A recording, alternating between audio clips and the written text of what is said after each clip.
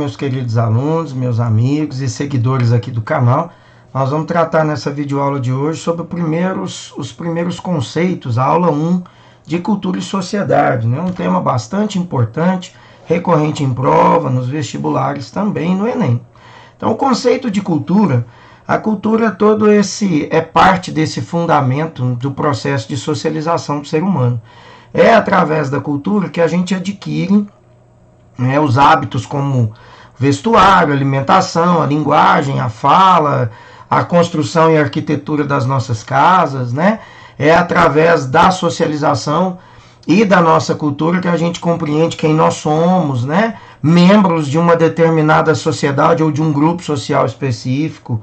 Então, para entender como esses grupos se organizam, a sociedade se organiza, se estrutura, nós precisamos também compreender que a cultura, né, e o que é e como ela faz parte de cada um de nós e dos grupos dos quais nós fazemos parte, né? Nós somos parte de um determinado grupo e esse grupo transmite para nós seus elementos, seus traços culturais. E a partir desses traços e elementos culturais, nós nos identificamos como italiano, brasileiro, uruguaio, ou mesmo em países grandes, como é o nosso caso, nos identificamos como mineiro ou nordestinos, por exemplo, né?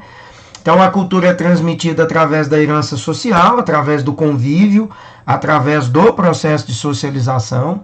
A cultura não é transmitida por genética, né? O que a gente transmite por genética são as características fenotípicas, do tipo calvície, cabelo, o lóbulo da orelha, né? As características da nossa pele, as características físicas de cada pessoa. Então, a transmissão genética é diferente dessa transmissão social. A cultura nós adquirimos através da convivência social, transmitimos a cultura através da convivência nos grupos dos quais nós fazemos parte. Uma historinha que lembra e que faz assim a gente entender melhor essa ideia da transmissão cultural através da herança social é a história do chinês dos olhos azuis, né?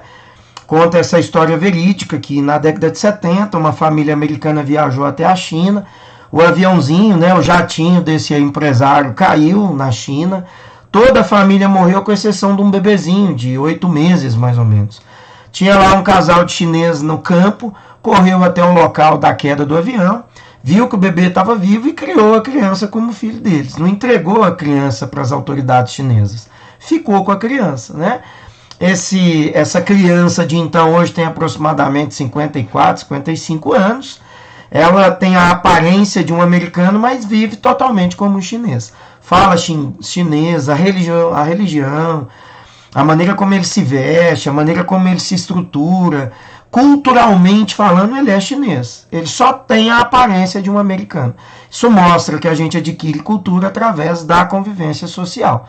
Se não fosse assim, mesmo tendo sido criado na China, ele ia falar inglês, ia gostar de hot dog, ia gostar de fast food, hábitos que ele não possui. O hábito de vida dele é o hábito, né, de uma pessoa chinesa, não é de uma pessoa estadunidense. Então, essa historinha mostra para nós como que a herança cultural é transmitida através da convivência social e não pela genética, tá?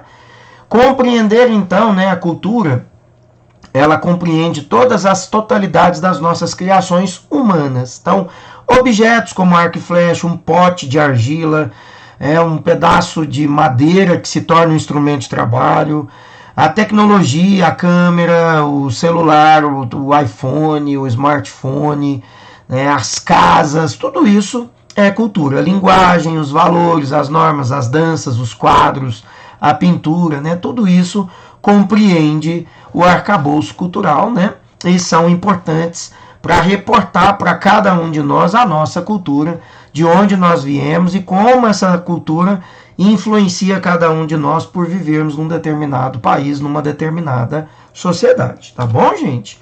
Uma outra coisa muito importante é entender que a cultura é uma característica humana, tá? É exclusiva das sociedades humanas. Os animais não são capazes de criar cultura, né? Ela se concretiza por tudo aquilo que o ser humano produz para satisfazer as suas necessidades, do tipo fazer um casaco para proteger o frio, né? Fazer uma ponte para poder atravessar os carros para um outro lado do rio, né?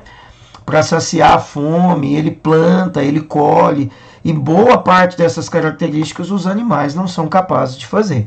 Os animais têm sim a sua inteligência própria, eles se organizam sim dentro de regras da sua convivência, no entanto, eles não têm a dimensão da construção cultural que nós, seres humanos, possuímos. Tá bom, gente? Os animais têm muito do arco reflexo condicionado, eles condicionam determinadas tarefas. Vamos pegar o exemplo, por exemplo, das formigas. As formigas se estruturam dentro ali do seu formigueiro da mesma maneira desde quando surgiram. Não mudaram, não modificaram, né? Possuem a mesma estrutura. É um tanto quanto instintiva a maneira como elas vivem, né? Já os seres humanos vão adaptando, vão mudando, né? Vão mudando o jeito de construir a fala, vão criando instrumentos para melhorar a sua vivência, para ampliar a possibilidade de resultados, né?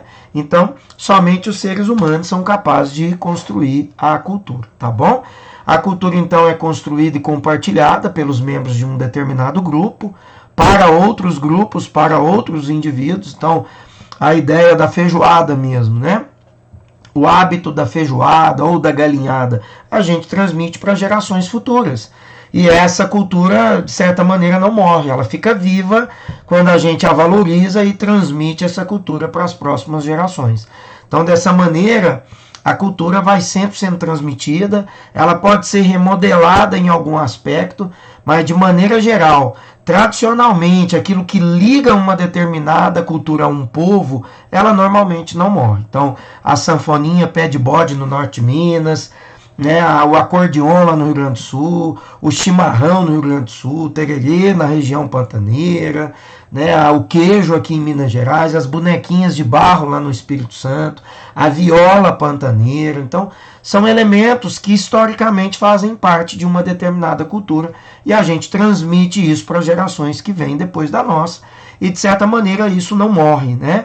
Isso continua sendo vivido, transmitido e valorizado. É exatamente aí a riqueza da cultura e é, portanto, por isso que a gente precisa valorizá-la e não deixar esses elementos culturais morrerem, tá?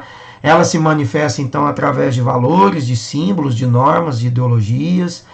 Essas ideologias, normas e valores influenciam outras gerações, né? As normas culturais mostram para nós como que a gente tem que se estruturar e viver, refletem os valores para nós, né? E a maneira como a gente deve se organizar enquanto sociedade. Então, tudo isso é muito interessante, porque compõe o arcabouço cultural de um determinado grupo, de uma determinada sociedade. O casamento no mundo árabe aceita que o homem pode ter 6 esposas. O casamento aqui no Brasil, o homem tem que ter uma única esposa, é uma monogamia. Isso são elementos culturais, tá? São distintos. É por isso que a gente não pode julgar a cultura do outro, né? Por quê? Porque eles foram criados diferentes da nossa cultura.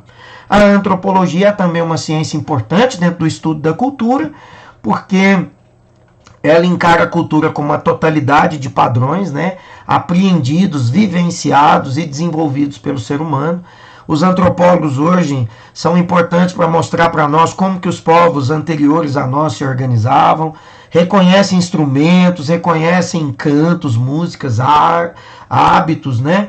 Então, sempre que tem uma escavação, nós vamos ter ali os antropólogos, porque encontrou um objeto, os antropólogos são capazes de reconhecer aquele objeto, ligar um século, ligar um povo, ligar uma trajetória, conectar, né, determinados valores e elementos para a gente entender onde que tem ali uma ligação com outros povos historicamente que tenham vivido antes de nós, né?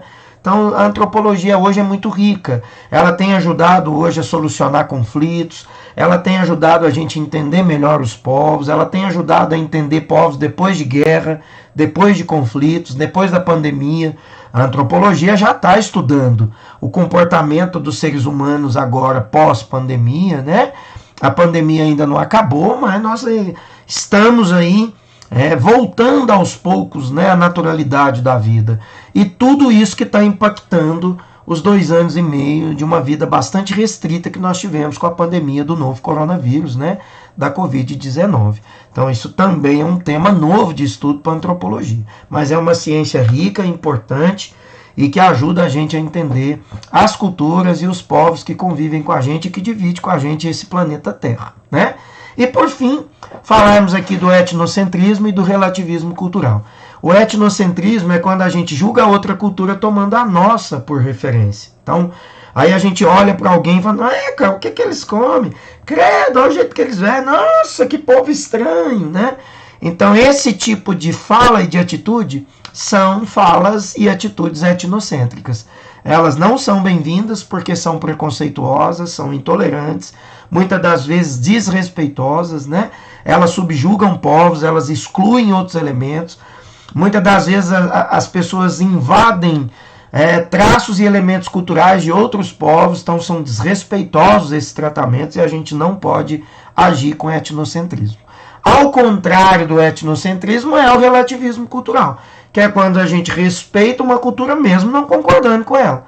Eu não preciso concordar que a mulher árabe usa burca, que a mulher muçulmana tenha que usar o burkini ou a burca. Não tem, né? Mas nós vamos entender que aquilo é da cultura deles e, portanto, nós vamos respeitar. Do mesmo jeito que a gente gosta de que a nossa cultura seja respeitada, não é mesmo? Então é isso aí. O etnocentrismo é quando eu julgo a outra cultura tomando a minha por referência. Tem até uma música do Caetano Veloso que fala é que Narciso acha feio o que não é espelho. Então o que não se parece com a gente acha feio. Isso é etnocêntrico. Enquanto que o relativismo cultural é quando a gente respeita a outra cultura mesmo não concordando com tudo que ela tem. Tá bom? Eu espero que essa revisão, que essa aula possa ter sido útil para você. Lembrar que esse tema da cultura é para lembrar que nós somos seres humanos e é importante fazer com que a gente também viva como seres humanos, né? Com menos intolerância, com menos violência, com menos preconceitos, né? Lembrar que é vivendo harmonicamente como seres humanos que somos, é que nós vamos construir um mundo muito melhor e nós vamos conseguir encontrar a nossa verdadeira felicidade com menos intolerância, preconceito e violência. Tá bom, gente? Um beijo enorme. Se puderem, curte aí o meu vídeo para que a gente possa levar essa videoaula para mais pessoas. E eu agradeço a sua companhia até aqui. Um beijo carinhoso. Até a próxima videoaula.